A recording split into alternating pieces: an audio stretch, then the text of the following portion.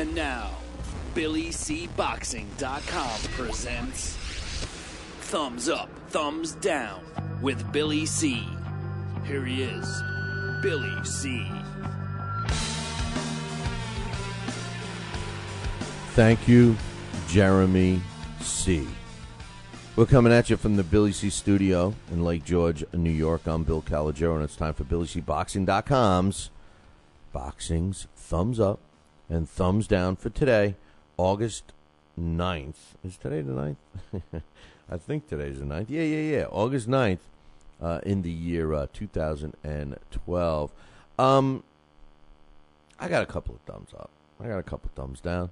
Let's start right now. Thumbs up goes to Claressa Shields for being the only American, I say only American, with a shot at a gold medal in boxing. If she beats Russia's Nadizhda Torlopova tonight, she wins the gold, and that would not only be great for her, it would be great for women's boxing, and you know what? It'll even boost regular old boxing in general. You know, come to think of it, why do we call it women's boxing and men's boxing? It's boxing. It's professional boxing. And I think if Claressa Shields wins the gold, it's going to help us all. It's going to help her. It's going to help women's boxing. And it's going to help boxing, regular boxing. So thumbs up goes to Claressa Shields. Thumbs up goes to Golden Boy.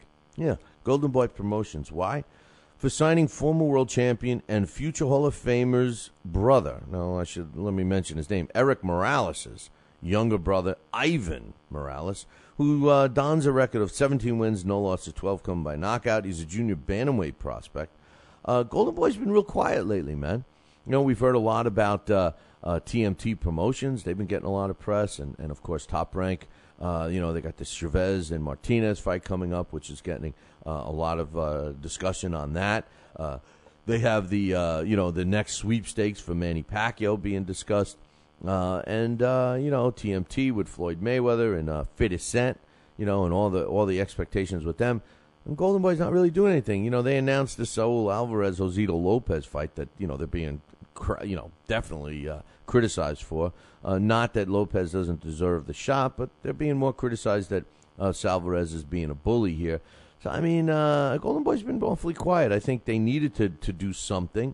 This was a decent signing, a good young fighter with a name.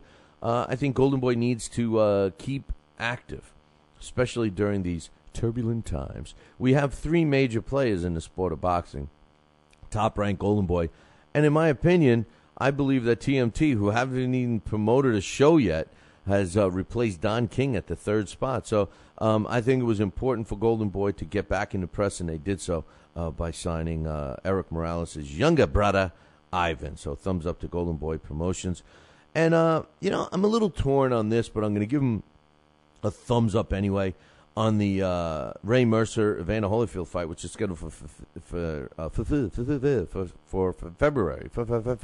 22nd, I believe, in next year. It's a 4-round exhibition bout. And, I'm torn about this because, number one, I think it's going to be entertaining because, I think both fighters are going to come in shape. This is actually on a Nelson Mandela boxing tribute show. Rumor has it that Roy Jones Jr. and Steve USSSSSSSSSSSSSS Cunningham are also going to be fighting in an exhibition. It's got me thinking. Number one, I give it a thumbs up because I think it's going to be sellable, and I think that there is a little bit of interest. But, it had me wondering, and I was talking earlier on the show about a senior division in boxing for those fighters that are in exceptional shape at an older age, like, let's say the senior league ran from 48 to 58 years old. If you had guys that were in Evander Holyfield type shape, maybe have them fight with 12-ounce gloves and wear headgear. I think you could have these promoters recycle these names. Look at some of these fighters that are still fighting that are clearly over the hill. Maybe if they need money or whatever, that we give them this opportunity, and maybe some people might want to go and see them. So I give a thumbs up to the Mercer-Holyfield fight in February, the exhibition, but I'm also a little torn on it because they could go the other way with that as well. Now, thumbs down, clear thumbs down, goes to all the sanctioning bodies that have interim title defenses. Come on, man. WTF. You know, I'm practicing all my text abbreviations. But, I mean, WTF, man. Why do we even have interim belts? I know that there are rare cases where you have to have an interim belt. You know, if a champion gets hurt and he can't make a title defense, technically you should have the number one guy fight the number two guy, make it an interim belt, and so on and so forth. But we're way beyond that. We have, when a fighter gets hurt now, it's called champion and recess belt. You know, when a fighter wins a title, it's called the regular old title. Then when you want another fighter to get a title, this is the sanctioning bodies, then they elevate that to super champion, or in WBC's case, the diamond-studded Super Mongo's champion. And then you have the interim belt. So, and then, and like I mentioned, you have the champion and recess belt. So theoretically, you can almost have 5 champions in one division. And then none of them are fighting each other. So you're getting these title shots against mediocre opposition. I think it's ridiculous. I give it a thumbs down.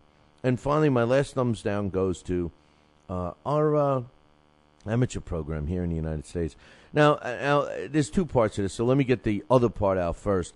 You know, it's proven that the scoring system for the Olympics and amateur boxing it's not working.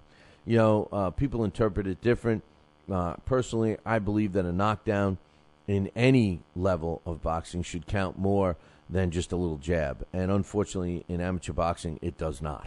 So even if you're down 2 rounds, let's say, and you come on strong and drop your opponent 3 times in a round, and the fight's not waved off, if the referee keeps letting you continue, those are only counting as 3 points. It's not like you're getting extra points for those knockdowns. So that has to be revisited. So thumbs down to the scoring system for the amateurs.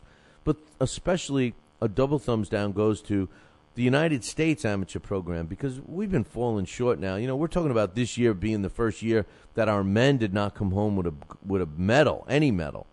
But we haven't had any gold medals in forever. I mean, we're bragging about Deontay Wilder with a bronze. I mean, come on, man. We have 1 shot at gold, and that's what I gave the thumbs up to earlier with Claressa Shields. We need to revamp our United States amateur boxing program. It has to be revamped. Although I'm very critical of him as a pro announcer, I really think a good candidate for that job would be Teddy Atlas. I think Teddy Atlas is a much better amateur guy, both as a commentator and also as a trainer. I've been critical of him for him being a pro trainer, and I've been critical of him being a commentator. But when you got the amateurs, I think he's very beneficial to both. I think that Teddy Atlas should focus on the amateur program, and maybe he could save the United States boxing program. So, hey, that takes care of our thumbs up, thumbs down. Make sure you tune in tomorrow. Ciao, baby.